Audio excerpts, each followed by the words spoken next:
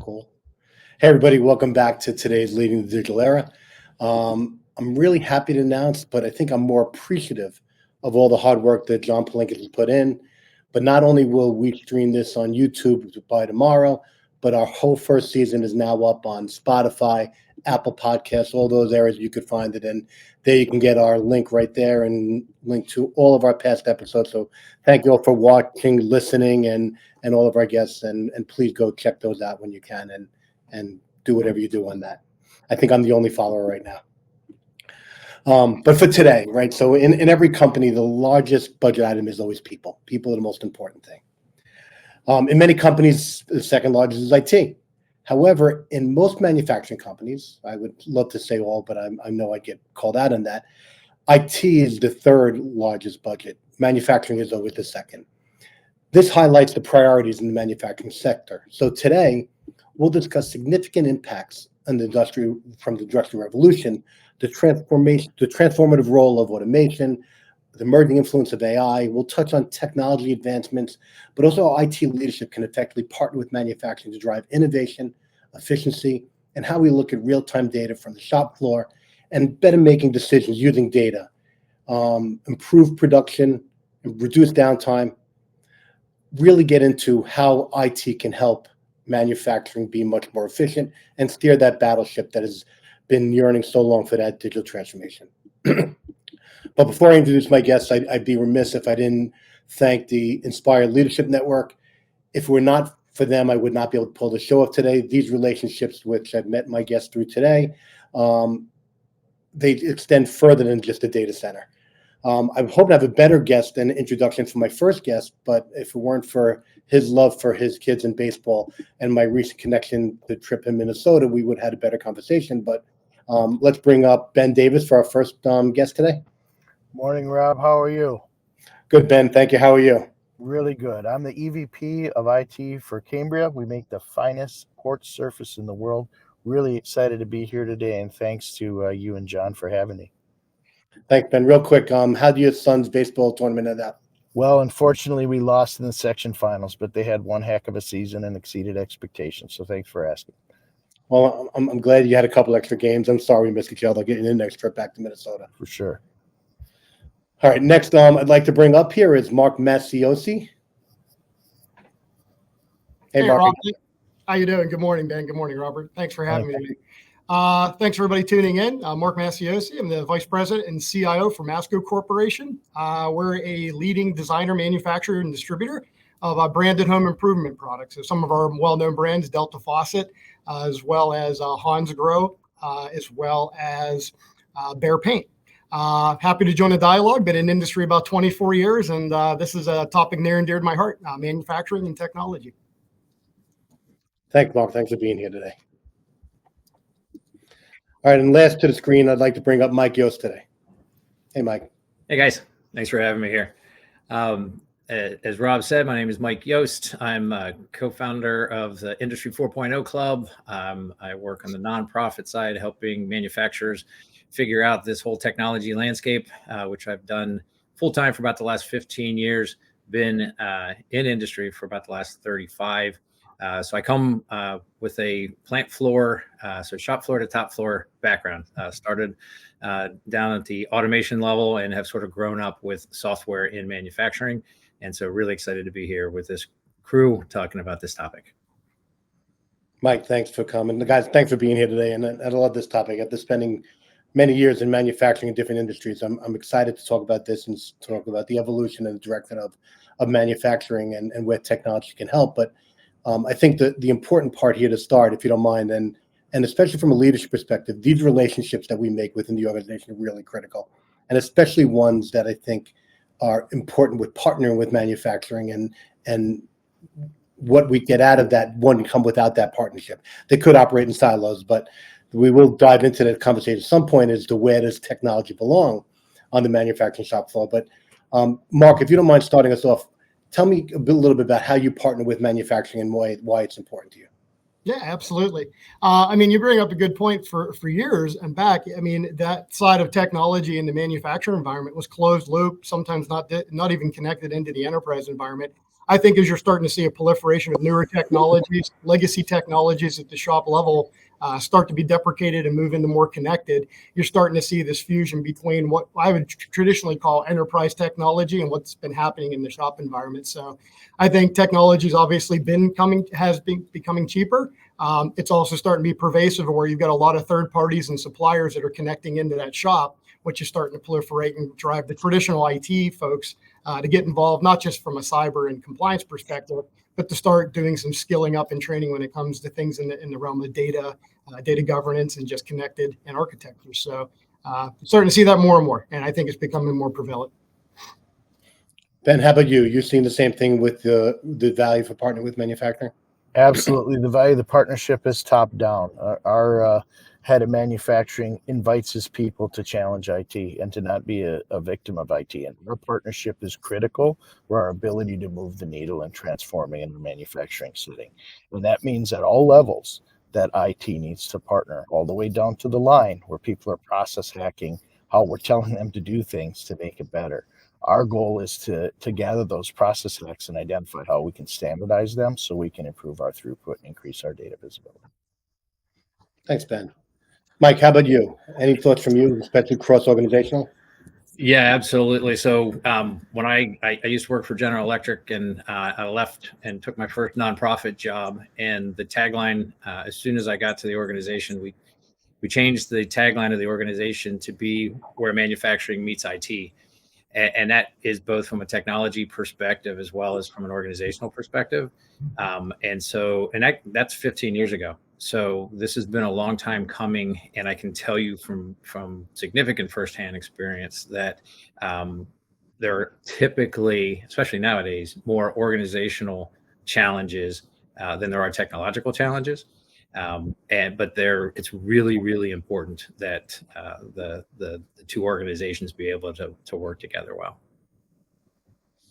Great. And it goes without saying, I think that the value of the data that comes out of that, and when you start building those relationships, you can start getting that data.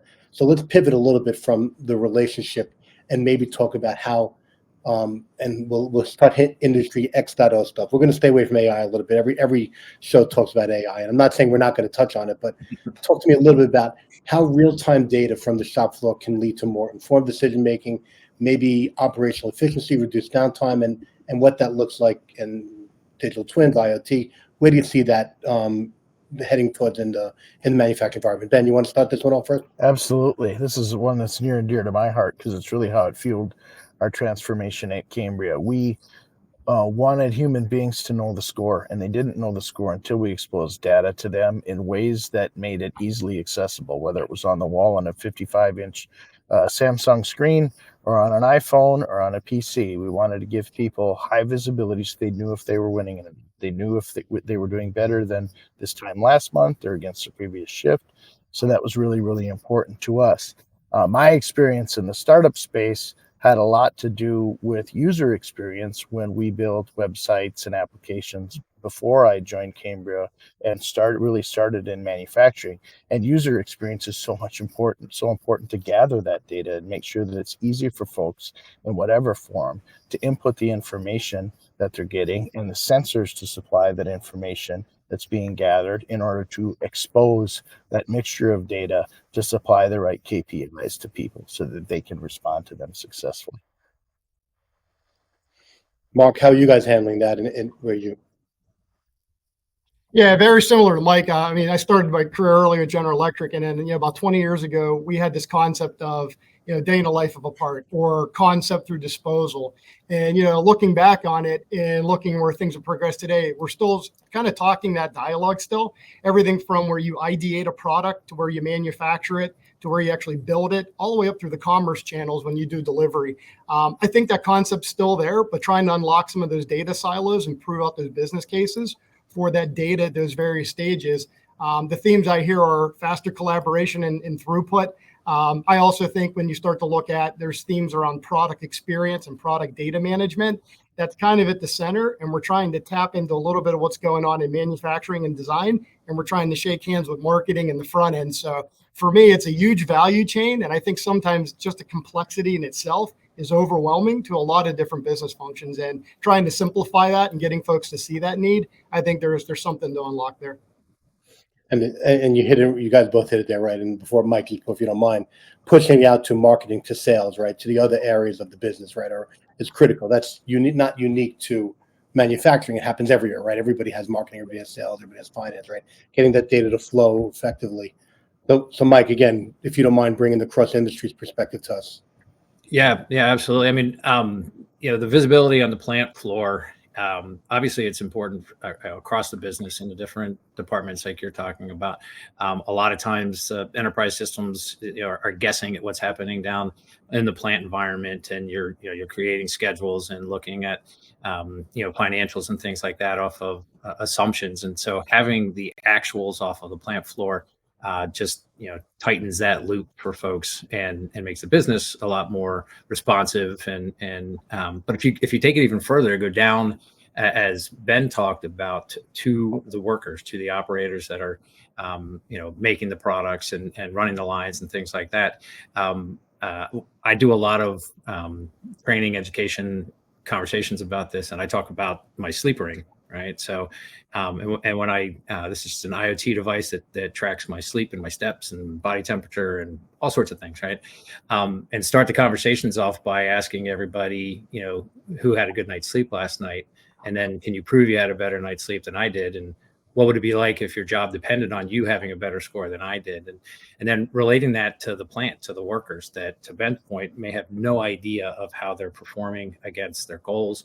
And how does that impact the performance of the plant? How does that impact their paychecks, profit sharing, any of those sorts of things? And without that kind of information, the people really can't be as invested as they can if you can pour back into them and give them the tools that they need to be effective at what they're trying to do.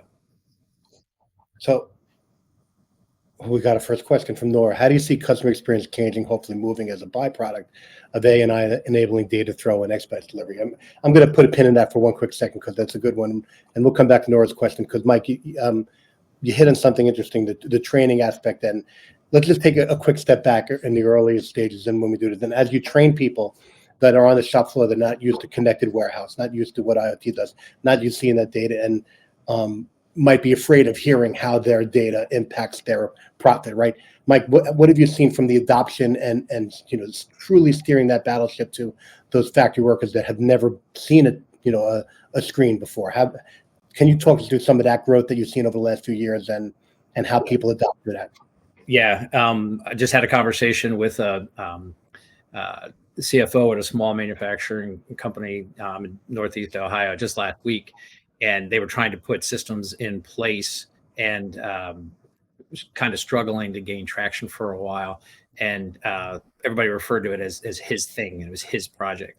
And eventually they flipped it around and they engaged the operators themselves and got their buy-in and had them to help shape what they were working to build. And when they took ownership of that, the adoption, the culture, everything just flipped on a dime, that they had a say, and they really put the solutions in place to serve the workers and what they were trying to accomplish.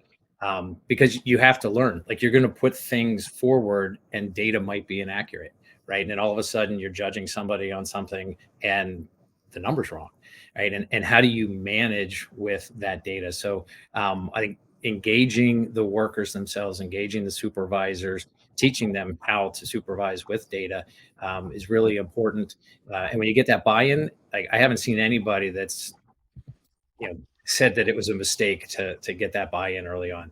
And so when the folks are buying in at the shop floor level, then they'll be very supportive of the tools that you're putting in place.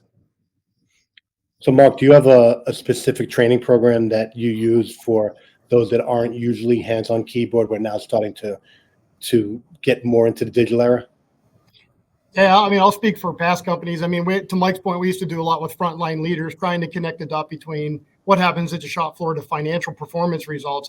I think we're starting to see that expand to where you see things like, if I have certain pieces of data at runtime, you pivot from less of a quality control, more of a quality assurance. How would that help with runtime, error proofing right at the point versus when the product comes out at the end of the line. So I think you're seeing that frontline leaders kind of expand beyond just the financial impact. And it's, again, looking upstream in the organization, the data you could have there that would help you make corrections at runtime and maintenance. So then, Ben, again, almost the same question to you, but when people see you come to the shop floor, they know, oh my God, here comes that IT guy again. No, they're not saying that because we're really entrenched partners. And you mentioned, Robert, that they haven't seen the screen before or might be complicated. You're right. HMI screens, ERP screens, MES screens are complicated. But if you can use low-code solutions to simplify, reduce the number of clicks, and we know they've seen a smartphone screen many, many times before they came to work that day. If we can make those manufacturing applications consumable through a smartphone or through different formats that they're used to, then this transformation happens really quickly and adoption happens really quickly. And we've developed a practice of measuring adoption, exposing that to the operations and manufacturing leaders so that we can jointly look at them to see if it's a training issue, a bug, or what's preventing us from adopting new things. Cool. So I think we had a specific question. So we have a question here from Peter Reynolds from Mike. So Mike, what are the challenges on the business side? And we have a couple examples of, is it a lack of architecture, governance, organization, process, et cetera, but poor alignment and delivery of enabling IT. So what have you seen this, Mike, and why are we having these challenges? Yeah. Well, I think the thing I see most of all is really a shared vision, like coming from a leadership perspective. Oftentimes, these decisions are happening in silos, right? So you have your different departments, and they're looking for solutions to specific problems, and they have vendors coming out of the wazoo offering different solutions. And so if you're in the maintenance department or the quality department or engineering, no matter where you are, you have so many options from a technology perspective. They're coming at you, it's really hard to manage that from the bottoms up perspective. So a lot of what I see people starting to do is take a broader look, a more holistic look at where they're going as a business, looking across the organization and seeing how the different parts of the organization view where they are, where they're headed, what's the role of people in the organization. I mean, certainly within manufacturing nowadays, labor is a huge issue, right? And so it's a completely different mindset if you're trying to automate people out versus if you're trying to empower your people with more tools and make them more capable of doing multiple tasks or supporting multiple areas. Maybe today they're supporting one area in a plant, and you could give them tools that would help them be able to support 2 or 3 areas in the plant, so you get more production or more productivity out of the limited number of people that you have. So it's hard to say that there's a single problem that I could point to, but I will say that to Ben's point about being partners, what he just articulated, I think, is a very mature position to be in, that the IT teams and the manufacturing teams are working together as partners. And when you do that and you align with what the business needs are, then you can be that kind of not only a good support partner in delivering on what they need, but also helping to advise. Because again, they're getting technology advice coming left, right, and center from everybody that'll listen to them. Mark, Ben, and any thoughts on you on any other business specific challenges you're seeing outside of that? And if not, what are you doing to help different than what Mike might do to satisfy some of them? Ben, you want to start with that, or? Sure. I mean, I would say we're rallying around the 4 Ds. If it's dull, dirty, dangerous, or difficult, we want to automate it.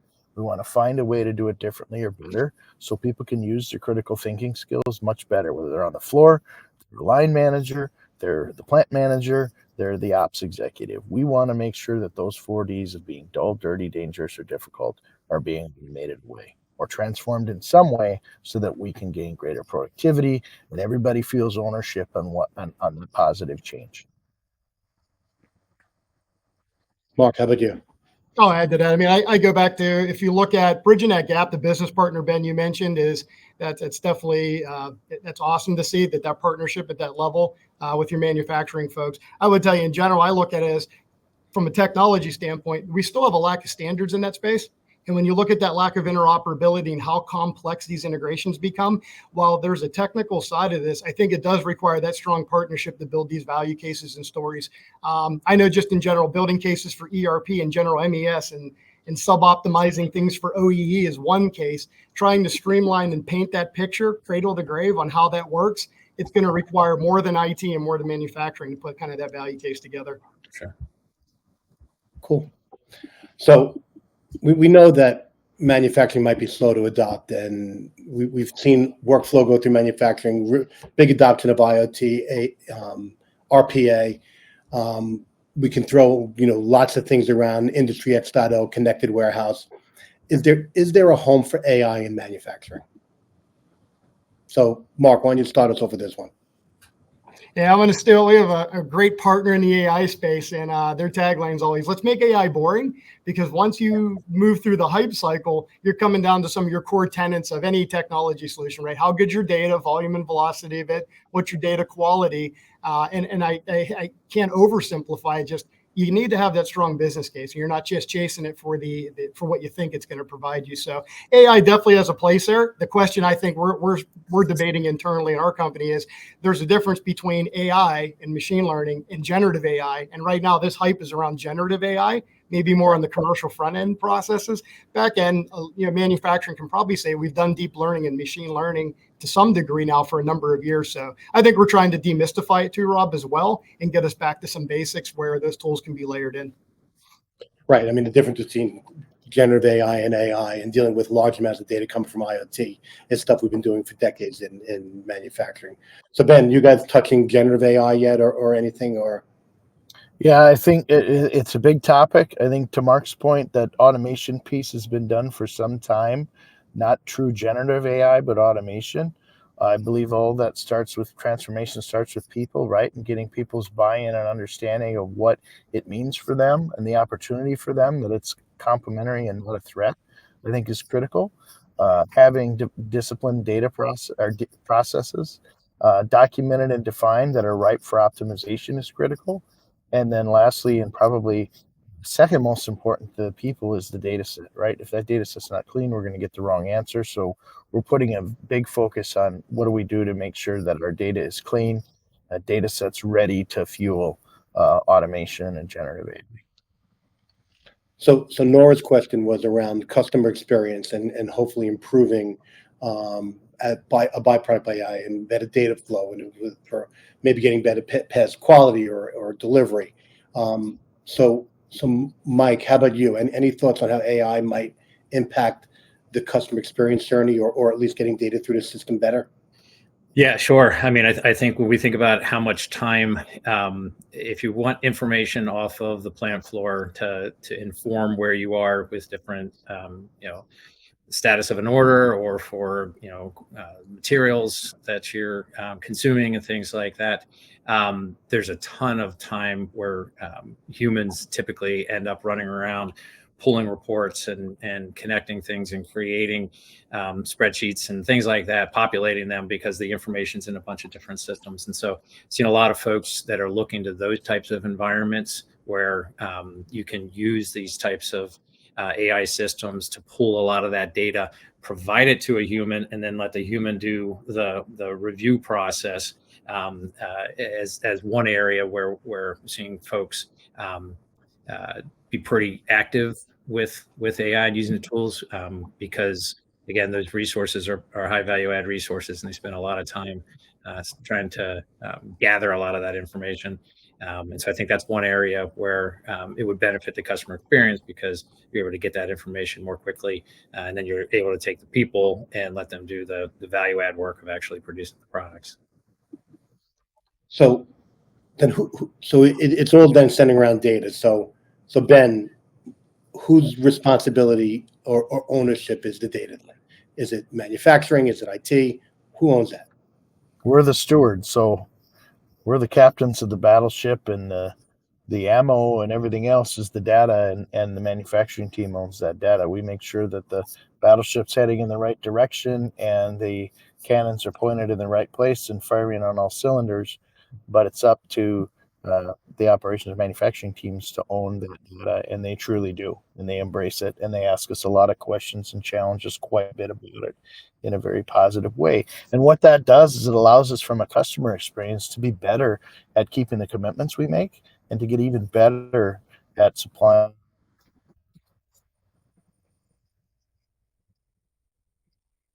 I think you cut out on the last section there for me at least, but it could be me in the hotel I'm in. But Mark, how about you? You having you have the same ownership there at Yeah, Ben, I give him stars for the link back to the Battleship analogy. So good job on that one, Ben. I'll give a bank analogy. I kind of look at it this way. This data governance, this data ownership model, the data owners in the bank, you still own your money. But as like loan officers and as tellers, our job is the steward comment always comes up. IT and the enterprise technology and the enterprise data folks have to help show the business what's possible with that data. Whether it's tactically cleaning it up all the way down to how you leverage and integrate it. So I definitely believe there's probably an even more growing field. You see data, whether it's product is, does it belong in IT? Does it belong in a function? One of my things that organizations are, just get ownership around it. Make sure you got an organization or a function that's tagged, they're accountable. Does it really have to be in IT? If you're a very product-centric organization, it might be product management. If you're very services oriented, it could be customer care or IT. I think the key is just getting it on a page and getting that accountability laid out. Yeah, Rob, if I could jump in and ask a question to Mark and Ben. I mean, one of the things that we see in manufacturing is that you have machine builders and you have equipment providers, you have systems integrators and such that are moving toward different business models today and value add services through software and things like that.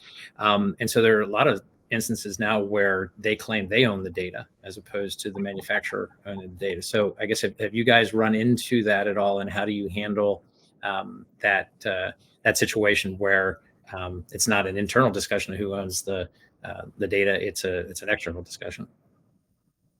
Yeah, Ben, you want to jump on that first? Right? Yeah, I mean, we haven't run into that much. I think I can think of a couple instances, and when that happens, the customer owns the data, our manufacturing team owns the data, and we've got to determine how we're going to take advantage of that data and consult with them to intermingle that machine builder data with the other internal data that we have to supply KPIs and the right answers to questions.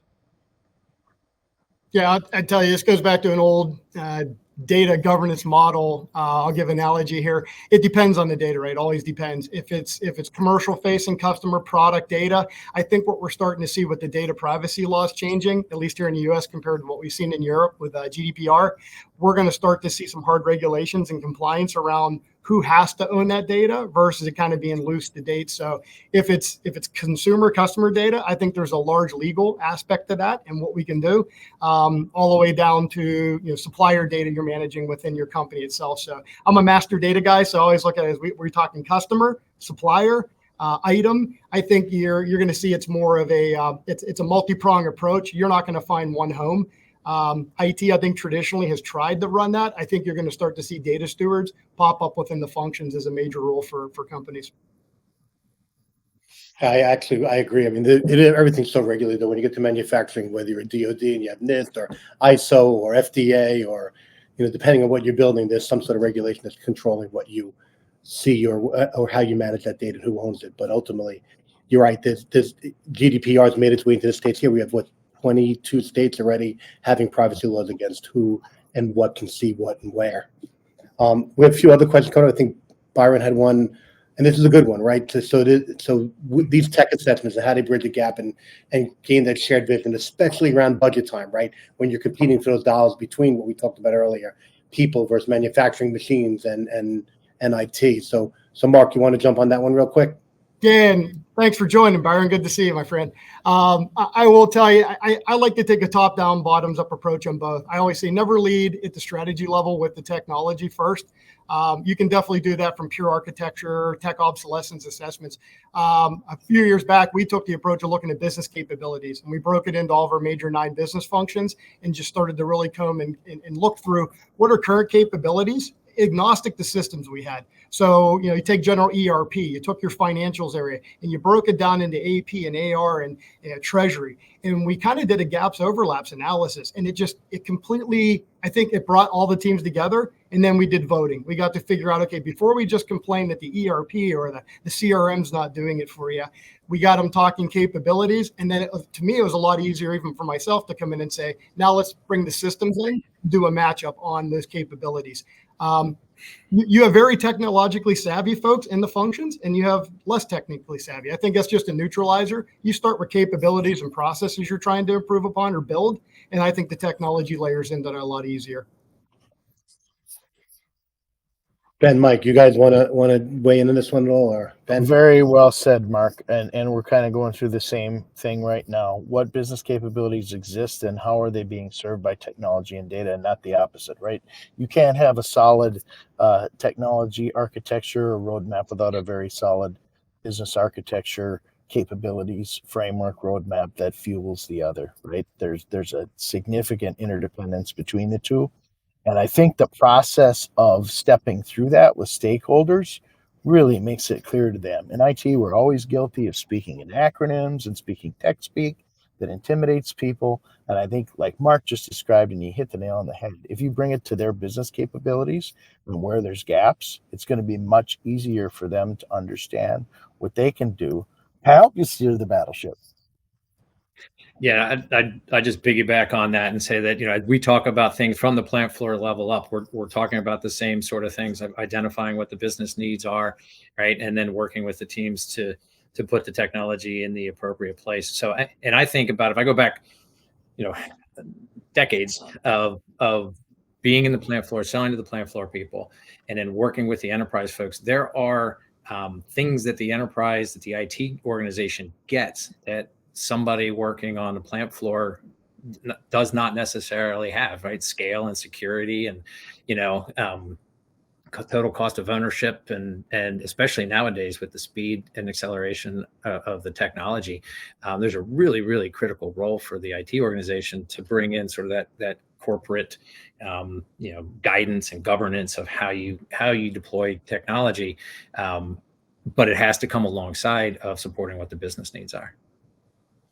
And that happens everywhere, guys. It's not technology for the sake of business, not technology for the sake of technology. And it used to be, right? We used to want to have value, that we brought technology in for a reason, but the value really is by driving business value.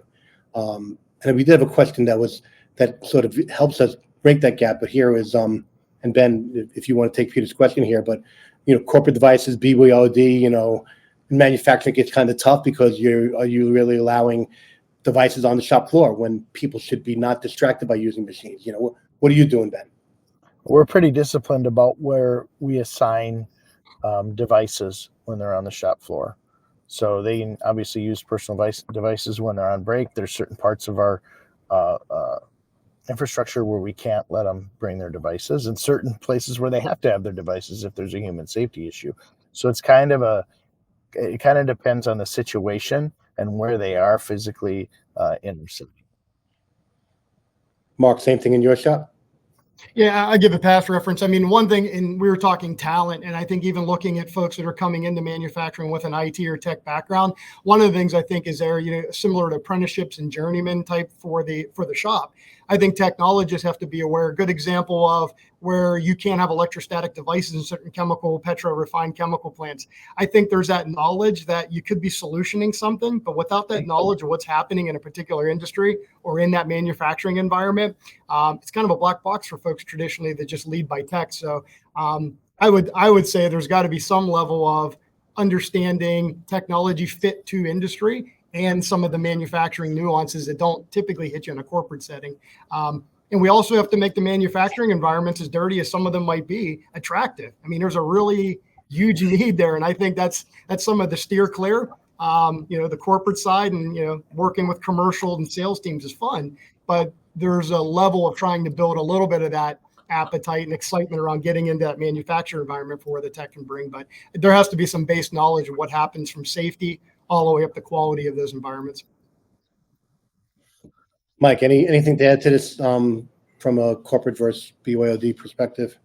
No, not particularly. I mean, I think the guys covered it all, but I do think the point of how stark the difference can be in some environments where you're at home, you're a digital native, you're always on your phone, you're doing stuff, and you walk into a business environment and all of a sudden you can't use your device, or it looks like you're stepping back into the 1950s or something like that. I mean, it has a huge impact, I think, on people and their desire to join a new business or things like that. So, but from a technological perspective, I have nothing to add from what the guy said.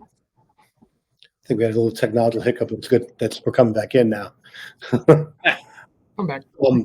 So I would joke that how far we're going to get through our questions before we get to, when we had some great questions and comments coming in from our people here. But we had a great one that I don't have here on my list now because I got kicked out real quick. But here's Ellie. And I love this question, right? Because we talk about the business relationship and we're here for the business, right? My definition of digital transformation is business transformation using IT using technology as a disruptor. But here we go asking, how can IT become a profit center? And there's a great opportunity here within manufacturing. We talk about tons of data. We talk about new systems that we build all day long, right? How do we engage the business to look at IT making us much more valuable, right? Operational efficiencies, use IoT to be better, right? Make better decisions, or make products that we can use and potentially sell, because it really is a battleship, and we're the last to make these digital transformations. So, Mike, how about you kick us off with this one and tell me what you might have seen? And yeah, and I haven't been in the position that Mark and Ben are in to internally in a manufacturing business to drive that, but I have seen what others have done, and I have seen organizations that have driven the performance in the plants and driven efficiencies and quality improvements and things like that, and then use those savings and those budgets they were able to quantify as budgets for their investments from a manufacturing perspective, or continued investment from an IT perspective. So, but I would defer to the other guys more, probably hands-on inside of how you handle that from an internal perspective. Yeah, I'll grab that first. I mean, I go back to two perspectives. If you happen to run an IT organization where you're doing commercial software delivery or DevOps, I would say if you've already got that incubator, it's classic scenario, start small and share with others. That's the easy side. If you don't have that type of organization, I still go back to that comment of being a profit center. If you're not running a P&L, it's okay. You're still enabling that. So I would tell you, still reach out, find ways to take those small wins and enable folks like sales. I go back to IT as a department. My teams have heard me say this: technology is a pervasive sport. So I think if you're fighting over wanting to be the profit center and be the P&L, that might be grandiose. But I would tell you, there's ways to influence when you really don't have a DevOps or commercial facing team. You can still enable the business. It's just, I think sometimes check your ego at the door and figure out how you help your partners. Very well said, Mark. I mean, our goal at Cambria, for all of us, doesn't matter if you're in IT, you're in finance, you're in sales or marketing, generate demand through innovation, deliver the best quartz product to the market. We have to be contributing to that and enabling that every day, or frankly, the company doesn't need us. So it's really tempting to think about how can you use technology to become a profit center. And we've looked at it before, and it's just too distracting to what the core mission of our team is. And that core mission is what I said. So how do we expose data? How do we improve processes? How do we deliver new technology and automation to generate demand through innovation? That's the mission. And that's what we have to be sure that we're serving each and every day. And Rob, if I could jump in with one more anecdote that a colleague of mine has talked about. He ran a large global team. I was just a reliability engineering leader, and he always showed up with data. And so oftentimes, if you can find somebody who has the mindset that they want to lead, that they want to challenge the status quo, and you can enable them with the information that they need to, I don't want to say it like be the smartest person in the room, but I know when there were always conflicts or questions about things, this guy that I'm referring to would basically have the information and be able to show it to people and say, here are the actual reports that we're getting. And so he ended up establishing a level of credibility within the organization that people started to look at how he was getting that information, and then gave him a lot of power with which to use to do more within the business. So maybe partner up with somebody. If you can find somebody with that kind of mindset, partner up with them and enable them. Well, the partnering up is the important thing, right? And the innovation. So let's jump back and talk quite a little bit. And can you, and Ben, you brought it up just now, but can you share some examples of innovative practice that has significantly improved efficiency, or either from an operation perspective, from a manufacturing perspective within your organization? What have you done that you think is brought value to the business? Yeah, I'll give a couple. I think predictive maintenance in our manufacturing settings has really improved our productivity, improved our parts inventory, improved our uptime and our overall OEE, because we're using smart sensors to detect and identify when maintenance should occur instead of being reactive, instead of being scheduled. That's made a significant difference in how we operate. I would say on the IT side, it's our DevOps, our CI/CD pipelines. We delivered 50% more production control change than we did in 2022 with a smaller group. And that's because the team is embracing automation, and they see automation as an opportunity to make us more efficient and productive as we work to contribute to that goal to generate demand through innovation. That's great. Just for those who aren't in manufacturing and deal with IoT a lot, OEE is overall equipment effectiveness, right? It's a subset of IoT, but that's some good innovation there, Ben. Mark, how about you? Anything you want to talk about here? Yeah, the hot topic for us right now is obviously product data. And I know a number of years back, we've always looked at it as the PLM or the PIM. I think we're opening up that mindset. I know at a lot of BUs to look at that PXM, the whole product experience. So I tell you where we're shifting. It's bringing other functions into that space we haven't traditionally seen get involved. It was always, that's the product management team, or that's the engineering team. I think we're starting to see that order of what's possible by looking a little bit more upstream and downstream. Haven't quite got that down to the manufacturing side yet, but I would tell you stuff that happens in engineering design, call it your engineering BOM, bill of material, up through serviceability and the CX experience. We're starting to see that start to come to play. Mike, anything in the industry that we might see making its way in here? Yeah, I think for me, one of the things that I always enjoyed about manufacturing is that manufacturers are problem solvers, right? And they're always looking. So the folks on the plant floor are trying to solve problems. People at the business level, the IT leaders, everybody's trying to solve problems. And I mentioned earlier the analogy I used to my sleep ring, and it would be possible for me to get the information I get out of this ring 20 years ago. It would have been a heck of a lot more expensive. It would have been very inconvenient. I'd be sleeping at some hospital, right? All sorts of big equipment hooked up.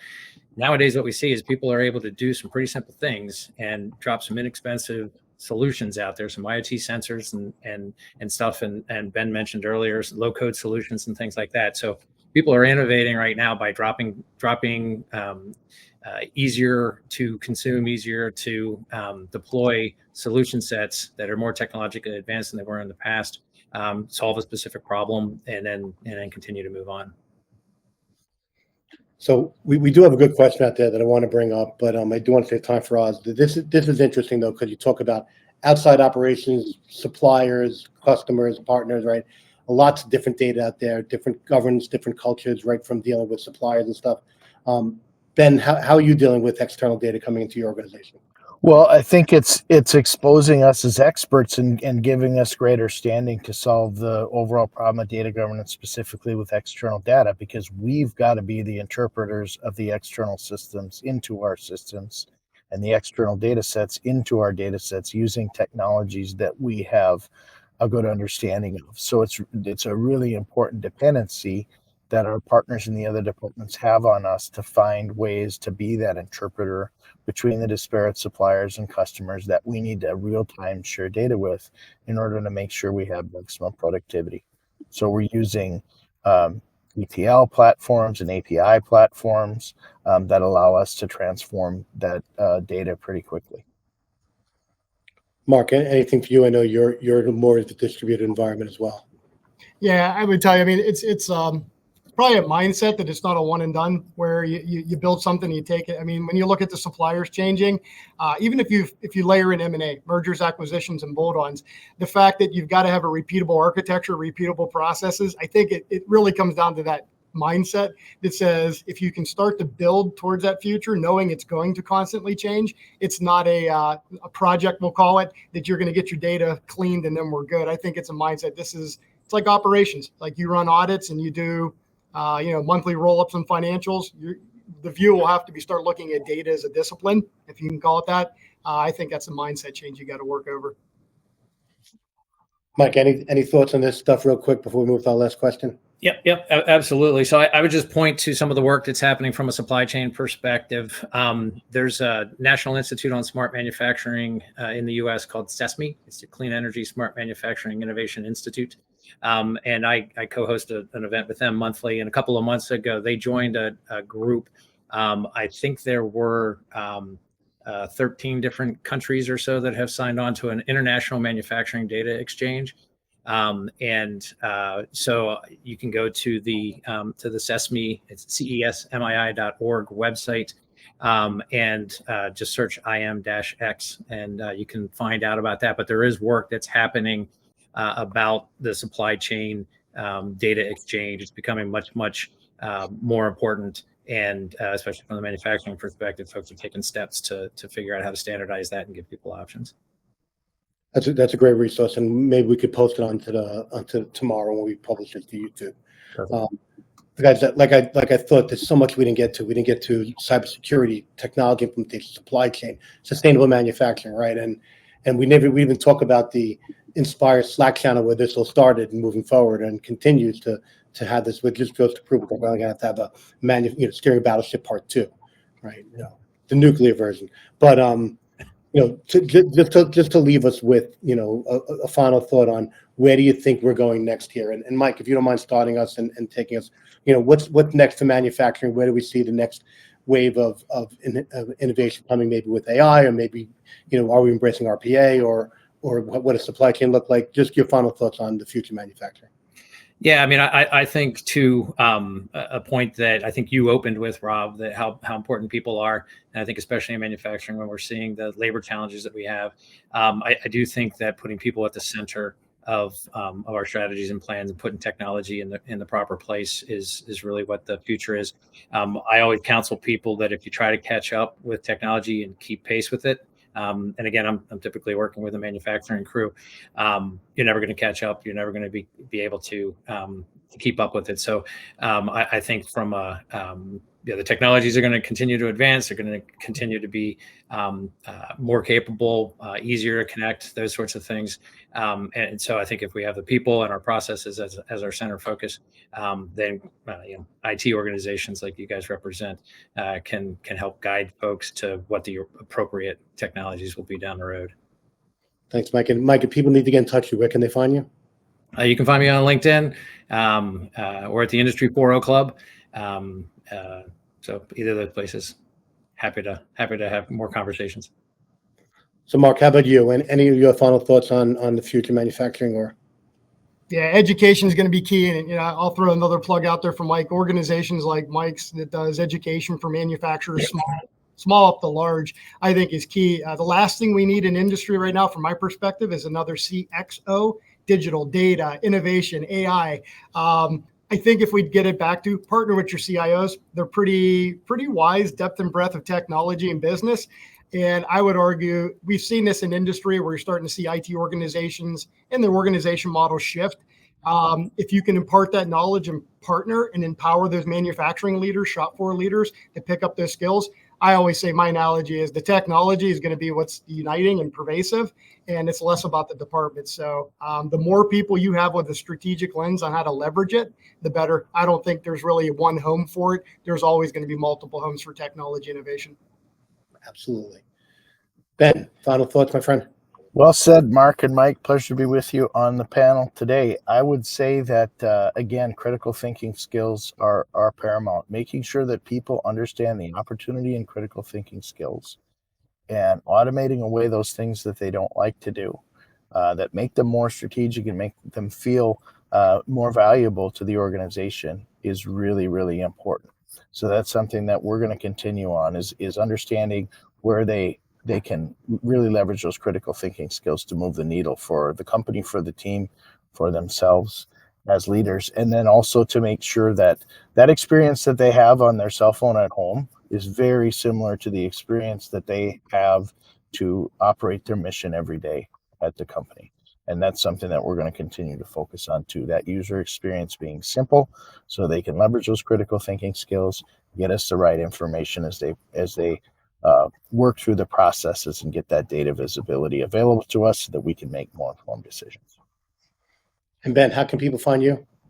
You can find me on LinkedIn, on X, or on Instagram. And Mark, I missed you. I forgot you, but how about you? Where can people find you?